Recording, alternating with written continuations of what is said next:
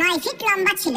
সে পেরেশান হয়ে একজন দরবেশের কাছে গিয়ে বলছে, হুজুর, আমার এই লম্বা শরীর নিয়ে নড়াচড়া করতে অনেক কষ্ট হয়, দয়া করে আপনি একটা ব্যবস্থা করেন যাতে আমি স্বাভাবিকভাবে জীবন যাপন করতে পারি। তখন সেই দরবেশ বলল, নদীর পাড়ে যেয়ে দেখবা একজন ফকিন্নি মহিলা বসে আছে, তুমি ওই ফকিন্নিকে বলবা আপনি কি আমাকে বিয়ে করবেন।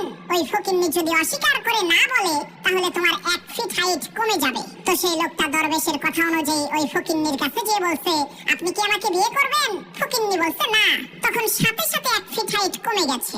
লোকটা চিন্তা করলো, 8 ফিট লম্বা, এটাও তো কম না, আর একটু খাটো হইলে ভালো হবে। সে আবার ওই ফকিন্নি মহিলাকে বলছে, আপনি কি আমার সাথে বিবাহ বন্ধনে আবদ্ধ হবেন।